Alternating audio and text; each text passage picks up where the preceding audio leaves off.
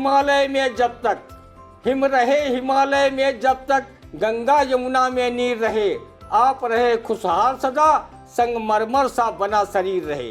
जो इस प्रकृति के हाथों से नित शोभा नहीं लुटाते हैं, मंगलमय हो नव वर्ष आपका, ये शुभ हम सदा मनाते हैं।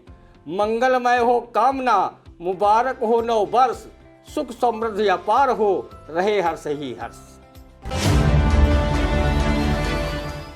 किसका डंका बज रहा ये जानता संसार है, किसका डंका बज रहा ये जानता संसार है, रोज उसी के नाम से छपता यहाँ अखबार है। अब उसके बगैर महफूज रह सकता कोई, जिसका चाहेगा उसी का होगा बेड़ा पार।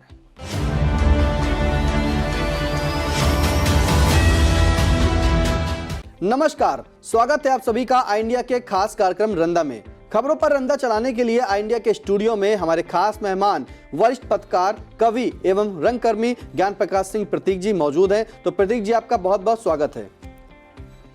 आज की पहली खबर जिस पे रंदा की टिप्पणी को सुनने के लिए हम तैयार हैं। क्या कहता है रंदा, सुनते हैं कि वर्ष 2022 अलविदा हुआ, वर्ष 2023 का आगाज, लोगों ने एक दूसरे को दी नव वर्ष की हार्दिक बधाई। कैसे देता है रंदा बधाई, सुनते हैं। घड़ी की सुइयों की टिक टिक की आवाज के साथ वर्ष 2022 सेकंडों, मिनटों, घंटों, दिनों, महीनों से गुजरता हुआ वर्ष 2022 को 31 दिसंबर की रात 12 बजे हम सबको अलविदा कहकर चला गया। लेकिन जाते जाते वो वर्ष भर की खट्टी मीठी यादें हम सबके दिलो दिमाग में छोड़ गया और बता गया कि बीते वर्ष में हम सबने क्या खोया और क्या पाया।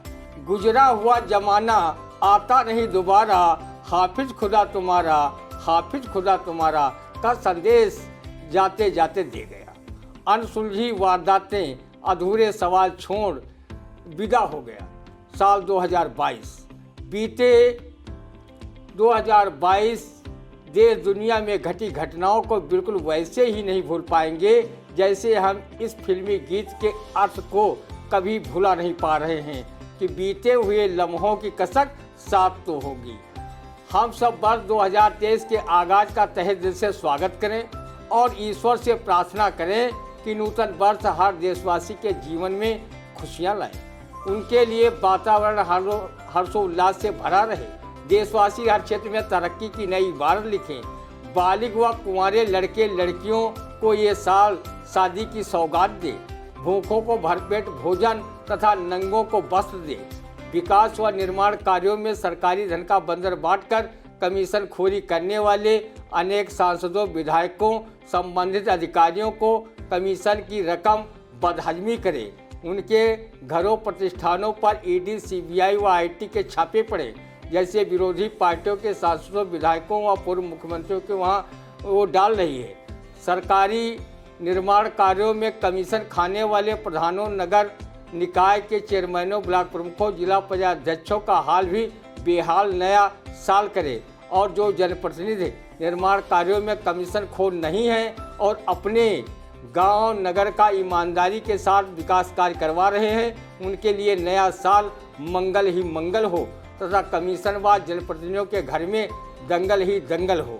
नया साल लोगों को स्वस्थ और सानंद रखे, बेरोजगार भाइयों को रोजगार मिले, सरकारी नौकरी की प्रतियोगी परीक्षाओं में मुन्ना भाई न घुसने पाएँ, परीक्षाएं बार बार निरस्त न हों, नए साल में महंगाई डाइन पर अंकुश लगे, महंगाई को लेकर महिलाओं को एक गीत गाकर दुखी मन से कोसर न पड़े, परदेसवा माँ पिया जो कमात है, महंगाई डाइन खाए जाते है, कोरोना रोग फिर से ना मुँह फंसा दे, वो चीन की सौगात है, चीनी लोगों को ही मुबारक रहे।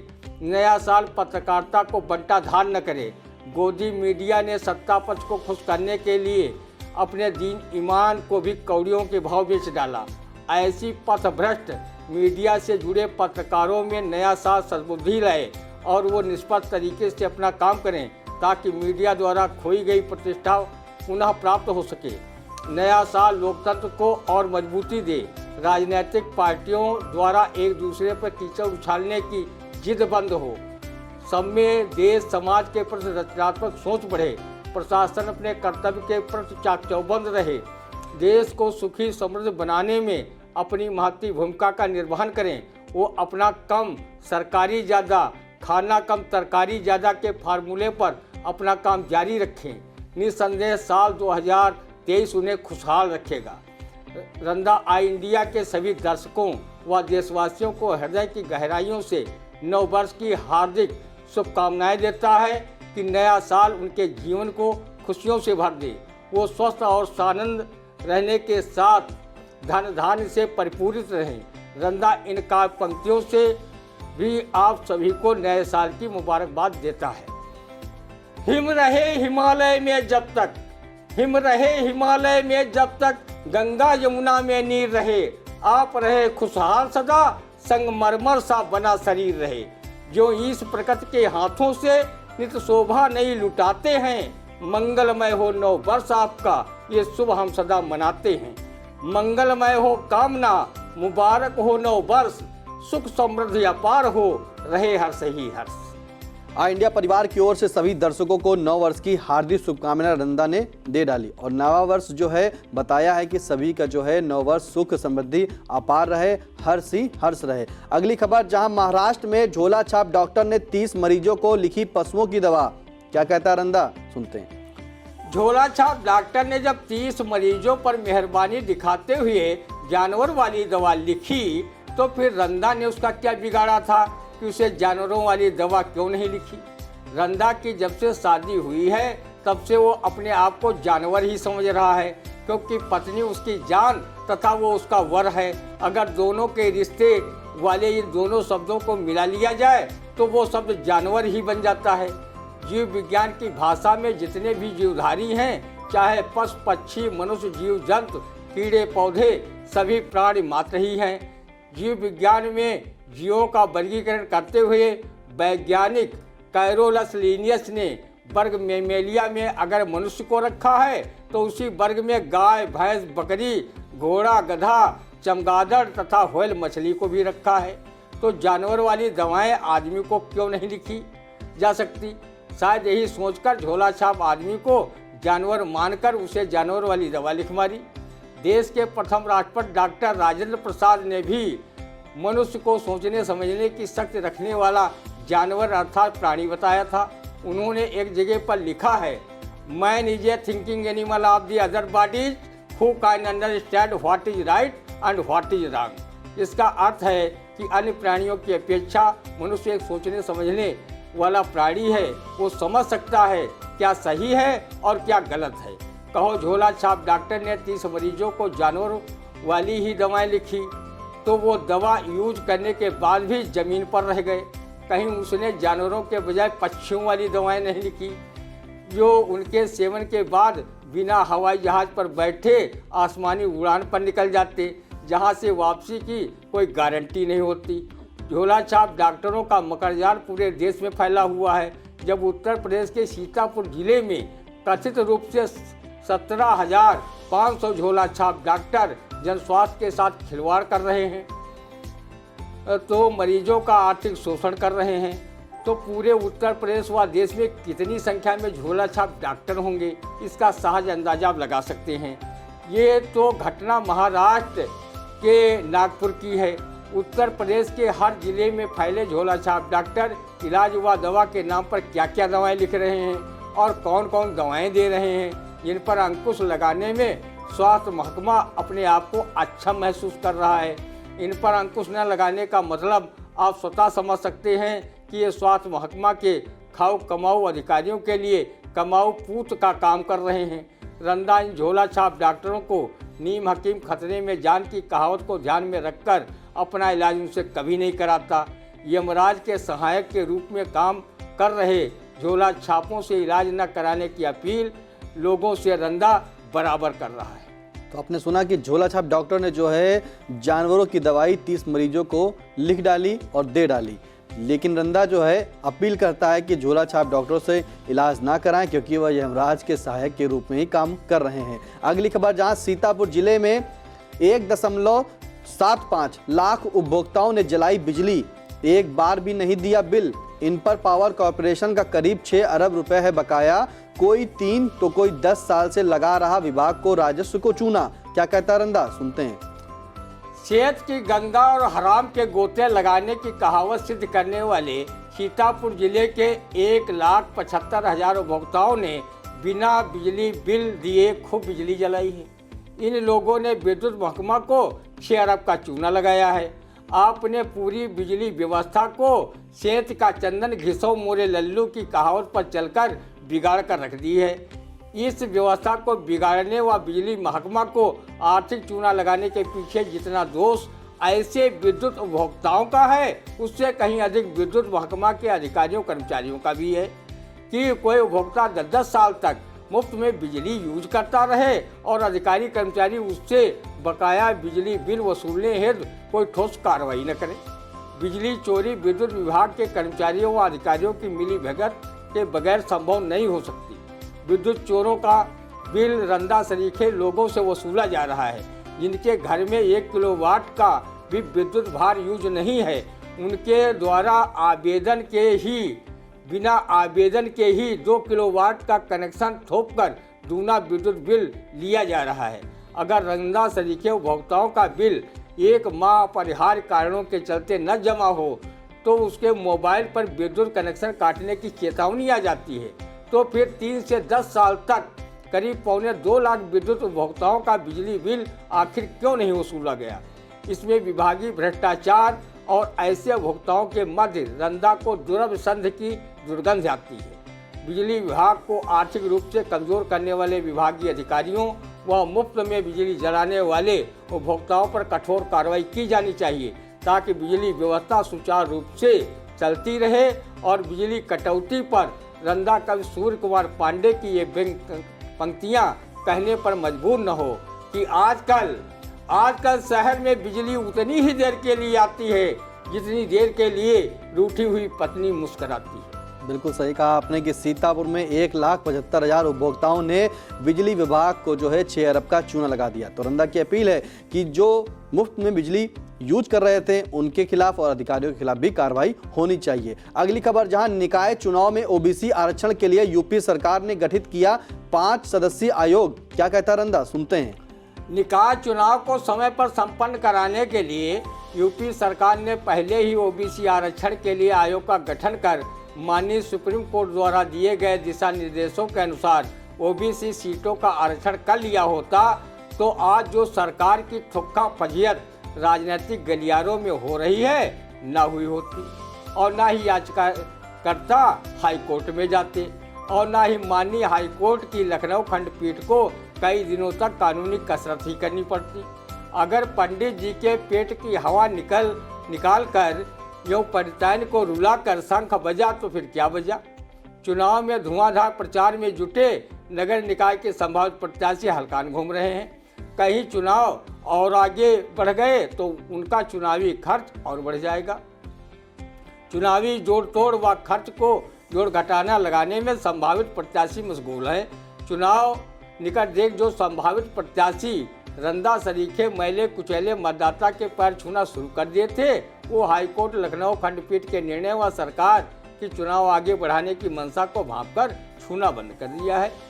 वो पैर छूने के बजाय अब सिर्फ नमस्ते प्रणाम से ही काम चला रहे हैं। अगर चुनाव आगे बढ़ा तो पूरी पुड़िया पौज प्रणाम दारू मुर्गा की भेंट सहार स्वीकार करने वाले अनेक मतदाता व समर्थक काफ़ी मायूस हो जाएंगे। किस भीषण जाड़े में जो मुफ्त की दारू मुर्गा में मजा, वो गर्मी के मौसम में कहाँ। मुफ्त का मुर्गा नोचने वाले व चुनावी दारू पीने वालों की भाग्य में होगा तो चुनाव जाड़े में ही संपन्न हो जाएंगे। अगर नहीं होगा तो कानूनी दांवपेच के चलते चिलचिलाती गर्मी में निकाय चुनाव संपन्न होगा। बिल्कुल, तो आपने सुना कि जो निकाय चुनाव की जो है जिस तरह से ओबीसी आरक्षण को लेकर चल रहा है कि अब जो पहले प्रत्याशी थे वो पैर छू रहे थे और चुनाव अगर आगे बढ़ता है तो कैसे पैर छुएंगे, कैसे जो है मतदाताओं को लुभाएंगे। अगली खबर, सपा अध्यक्ष अखिलेश यादव ने कहा कि प्रदेश में सर्दी से बचाव के इंतजाम नहीं है।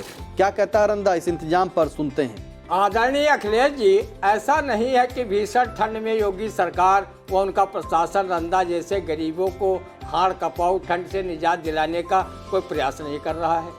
अखिलेश जी, ठंड तो रुई और दुई से जाती है। योगी सरकार ठंड दूर भगाने के लिए सामूहिक विवाह योजना के तहत गरीब लड़के लड़कियों की शादियां सरकारी खर्च पर करा रही है तथा रजाई कंबल का वितरण भी ठंड भगाने के लिए करवा रही है। चौराहों पर अलाव की व्यवस्था नगर पंचायतों, परिषदों व निगमों के तहत की जा रही है। अलाव चौराहों पर जलते दिखें इसकी गारंटी रंदा नहीं लेता, लेकिन वो नगर पालिका व तहसील के रजिस्टरों में अवश्य जलते हुए दिखाई देते होंगे। अगर अलाव जलना व कंबल खरीदकर बंटवाना नहीं लिखा होगा तो इसके मद में आई रकम संबंधित अधिकारियों जनप्रतिनिधियों की जेब को कैसे गर्मा गर्म रखेगी। रंदा ने सुना है कि अभी कई तहसीलों में कंबल खरीद के टेंडर तक नहीं हो पाए हैं तथा सीतापुर के कई चौराहों पर अलाव तक नहीं जले हैं। हाँ, एक दो समाज सेवी संस्था अपने प्रचार प्रसार के लिए अस्पताल के निकट थोड़ी बहुत लकड़ी अलाव जलाने डाल गए हैं। इस भीषण ठंड में वो बेचारे गरीब क्या करें जिनके रुई दुई और अलाव तापने की कोई व्यवस्था नहीं है। मुंशी प्रेमचंद की कहानी पूस की एक रात में गरीब हल्कू नामक किसान के पास ठंड से निजात दिलाने में उसका कुत्ता झबरा काम आ गया था। वो उससे लिपट कर भीषण ठंड की रात बिताई थी। कहीं ऐसा कुत्ता रंदा को भी मिल जाए तो वो गरीबी में अपनी ठंड झबरा से चिपक कर हल्कू किसान की भांत दूर भगा लेता। रंदा ठंड से ठिठुर रहे गरीब लोगों के लिए रंदा ईश्वर से दुआ करता है कि वो राहुल गांधी को याद कर ठंड में गर्मी का एहसास करें, जो भारत जोड़ो यात्रा में सिर्फ एक टी शर्ट पहनकर चल रहे हैं और उन्हें भीषण ठंड छू तक नहीं पा रही है। बिल्कुल सही कहा। इस ठंड में जो है राहुल गांधी जो हैं एक ही टी शर्ट पहनकर चल रहे हैं, उन्हें भीषण जो है ठंड छू तक नहीं पा रही है। अगली खबर, सत श्री साईं शिव शक्ति मंदिर में धूमधाम के साथ मनाया गया श्री साईं जन्मोत्सव। श्री साईं पालकी यात्रा को नगर भ्रमण कराकर किया गया भक्तजनों में प्रसाद वितरण। क्या कहता रंदा, क्या उसे प्रसाद मिला है? सुनते हैं। अखिल विश्व को श्रद्धा सबूरी तथा सबका मालिक एक का संदेश देने वाले साईं बाबा का जन्मोत्सव पूर्व वर्षों की भांति इस बार भी 31 दिसंबर को ब्रह्मलीन पूर्व केंद्रीय गृह राज्य मंत्री रामलाल राही द्वारा स्थापित सत श्री साईं शिव शक्ति मंदिर सराय नदी तट पक्का जीभा नई बस्ती में धूमधाम के साथ मनाया गया। मंदिर के प्रधान पुजारी पंडित ब्रजेश शास्त्री व पंडित मनोज शास्त्री ने वैदिक मंत्रोच्चार व साईं प्रार्थना के साथ मंदिर में पूजा अर्चना की। तत्परांत पूर्वाह्न 11 बजे से साईं पालकी यात्रा मुख्य मार्गों से होकर निकाली गई। साईं पालकी को मंदिर के मुख्य न्यासी व पूर्व विधायक रमेश राही व राज्य मंत्री कारागार सुरेश राही तथा अन्य साईं भक्तों ने अपने कंधों पर उठाकर नगर का भ्रमण कराया। जगह जगह पर साईं भक्तों ने पालकी यात्रा पर फूल बरसाकर एवं उसका स्वागत कर महिलाओं ने भी बढ़ चढ़कर हिस्सा लिया। पालकी यात्रा के बाद मंदिर परिसर में साईं भक्तों ने प्रसाद ग्रहण किया। रंदा भी मानवता का पुजारी है, इसलिए मानवता का संदेश देने वाले साईं बाबा के जन्मोत्सव में उसने भी बढ़ चढ़कर हिस्सा लिया और स्वादिष्ट प्रसाद ग्रहण कर पुण्य का भागी बना। साईं जो हैं सबका मालिक एक के जन्मोत्सव पर रंदा ने भी प्रसाद को छका।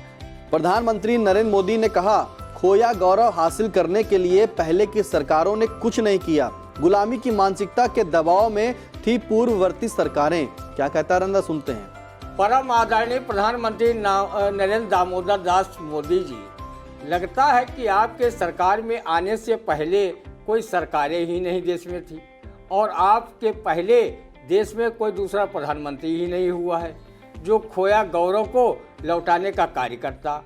आपके भक्त वैसे ही कहते घूम रहे हैं कि पिछले 70 वर्षों में कोई काम ही नहीं हुआ। मोदी जी, रंदा को आप माफ़ करिएगा कि अगर हमारा भारत विभिन्न क्षेत्रों में गौरव न हासिल करता और उस गौरव को हासिल कराने में देश की सभी सरकारों का योगदान रहा है। प्रथम प्रधानमंत्री पंडित जवाहरलाल नेहरू आज़ादी की लड़ाई में हिस्सा लिया था, कई बार जेल भी गए थे। उन्होंने भारत को दुनिया का सबसे बड़ा लोकतंत्र बनाया, देश के विकास के लिए पंचवर्षीय योजनाएं चलाईं, बड़े बड़े बांधों तथा बिजली घरों का निर्माण कराया, IIT, IIM जैसे संस्थान खुलवाए। जिस देश में सुई तक का निर्माण नहीं होता था, उस देश में हवाई जहाज जलयान बनाने की दिशा में काम हुआ। वैज्ञानिक खोजें हर क्षेत्र में शुरू हुई। प्रधानमंत्री लाल बहादुर शास्त्री के नेतृत्व में भारत के सैनिकों ने पाकिस्तान के हुक्मरानों को छठी का दूध याद दिलाया था और जय जवान जय किसान का नारा देकर उन्होंने हरित क्रांति को बल दिया था। श्रीमती इंदिरा गांधी ने प्रधानमंत्री रहते हुए भारतीय सैनिकों ने पूर्वी पाकिस्तान का नामो निशान मिटाकर बांग्लादेश बना दिया। बैंकों का राष्ट्रीयकरण किया। रणछोड़ मोरारजी देसाई के प्रधानमंत्री रहते खाद्यान्न योजना के बदले गांवों की सड़कें मुख्य मार्गों से जोड़ी गईं। राजीव गांधी ने प्रधानमंत्री रहते पंचायती राज व्यवस्था व महिलाओं को पंचायत चुनाव में 33% आरक्षण तथा 18 वर्ष की आयु पूरी कर चुके नवयुवक युवतियों को मताधिकार का प्रयोग करने का अधिकार दिया।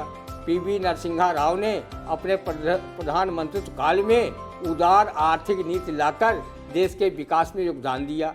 पूर्व प्रधानमंत्री चौधरी चरण सिंह, बीपी सिंह, चंद्रशेखर सिंह, एच.डी. देवगौड़ा, इंद्र कुमार गुजराल, भाजपा में 3 बार प्रधानमंत्री बने सर्वमान्य नेता अटल बिहारी वाजपेयी ने राष्ट्रीय राजमार्गों के चौड़ीकरण व 4 व 6 लेन में तब्दील करने की आधारशिला रखी। प्रधानमंत्री मनमोहन सिंह ने देश को आगे बढ़ाने और किसानों का 72,000 करोड़ रुपये कर्ज माफ़ करने की दिशा में काम किया। आपने तो हर साल 2 लाख नौकरी व हर एक व्यक्ति के खाते में 15-15 लाख रुपए नहीं डाल पाए और ना ही आपकी तरह उन प्रधानमंत्रियों ने नोटबंदी का रुपया डॉलर के मुकाबले सबसे निचले स्तर पर ला पाए। अगर पूर्ववर्ती सरकारों ने लोकतंत्र को न मजबूत किया होता तो आप जैसा व्यक्ति कभी भी मुख्यमंत्री व प्रधानमंत्री न बन पाता।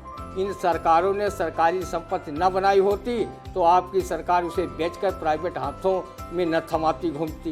पीएम महोदय रंदा जितना आपका सम्मान करता है उतना सम्मान वह पूर्ववर्ती सरकारों के प्रधानमंत्रियों व मंत्रियों का करता है। देश के नवनिर्माण में सभी का योगदान है।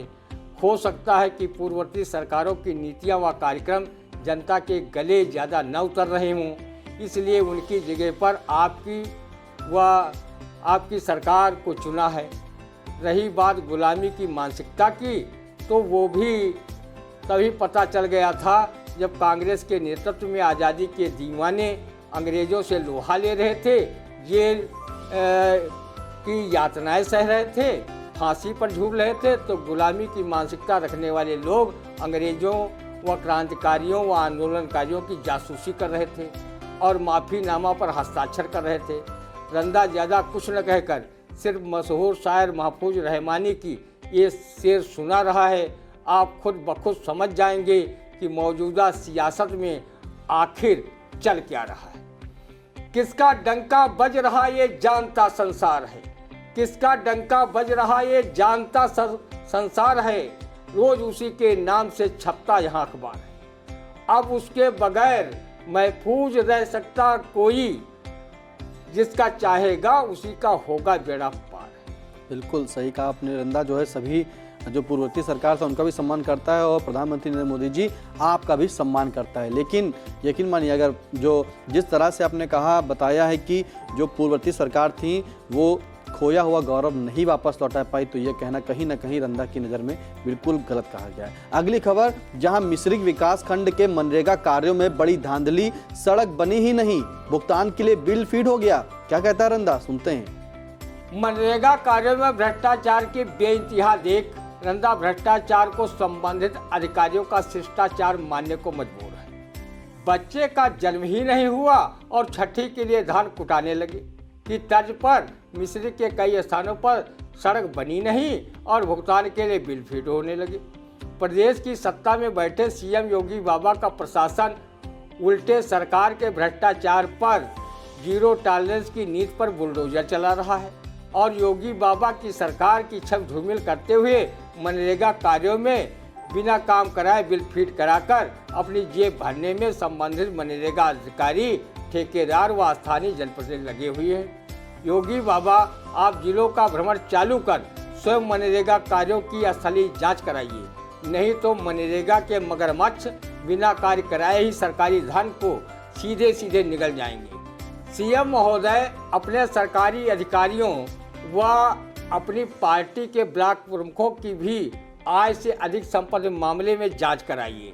दोषी पाए जाने पर इन्हें सीधे कारागार के दर्शन कराइए, नहीं तो ये पूरी की पूरी विकास योजनाओं को निगल जाएंगे और जनमानस में छवि आपके शासन की खराब होगी। बिल्कुल सही कहा आपने कि सड़क बनी नहीं समझिए और बिल फीड होने लगे। मनरेगा में वाकई भ्रष्टाचार जो है जिस तरह से चल रहा है वो बिल्कुल बयां कर रहा है कि सड़क बनी नहीं है और बिल जो है उसके फीड होने लगे। तो रंदा की ये प्रधान जो है मुख्यमंत्री योगी आदित्यनाथ से अपील है कि मनरेगा पर जो है ध्यान दीजिए और जिस तरह से भ्रष्टाचार चल रहा है उस पर कड़ी कार्रवाई भी कीजिए।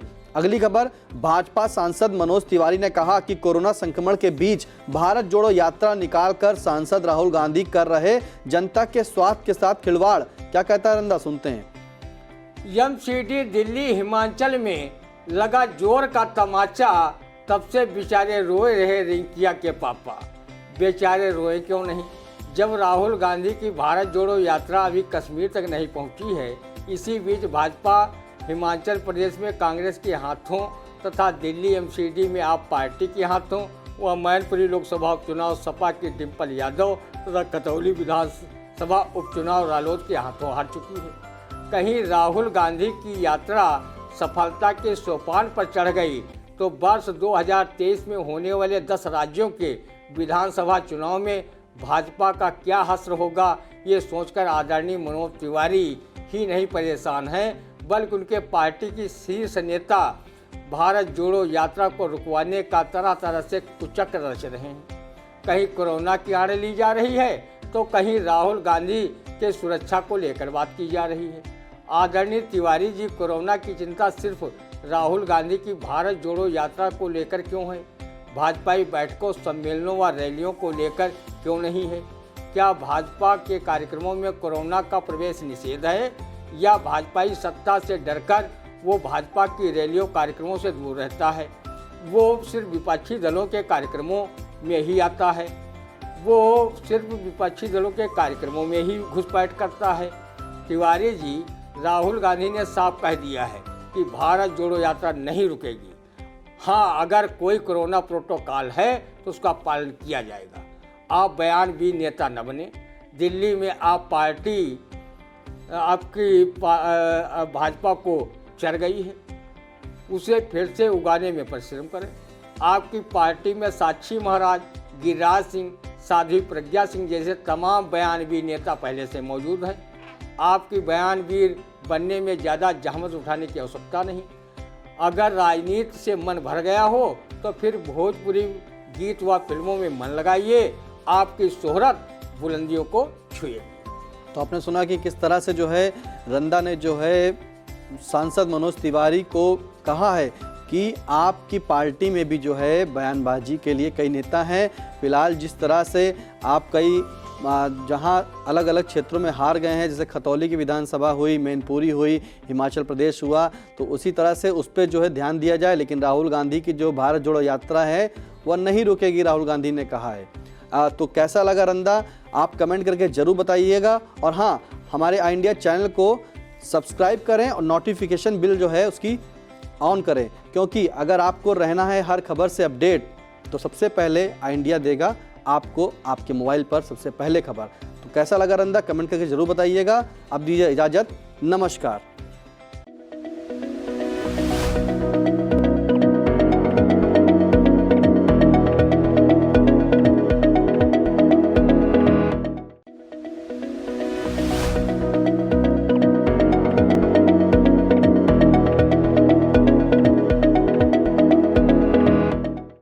चुनावी सफर में हिचकोले खा रही निकाय की नैया। वोटर बनेंगे आखिर किसके खवैया? बच चुका है चुनाव का बिगुल, तय हो चुकी है उम्मीदवारों की दावेदारी। लाखों की आवाम चुनेगी शहर की सरकार, किसके सिर सजेगा जीत का ताज। खूब हो रहे चुनावी वादे, नेताजी जा रहे वोटरों के द्वारे। 6 नगर पालिका 5 नगर पंचायतों का होगा फैसला। चेयरमैन पार्षदों की तय होगी तकदीर। निकाय चुनाव का महा कवरेज लेकर आ रहा है आई इंडिया। निकाय की नैया में देखे वोटरों की पसंद। शहर की सरकार में जानेंगे निकायों का हाल।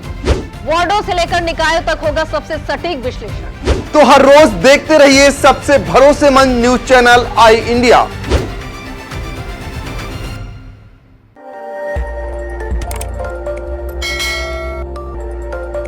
खबर आपकी, नजर हमारी। देखते रहिए आई इंडिया।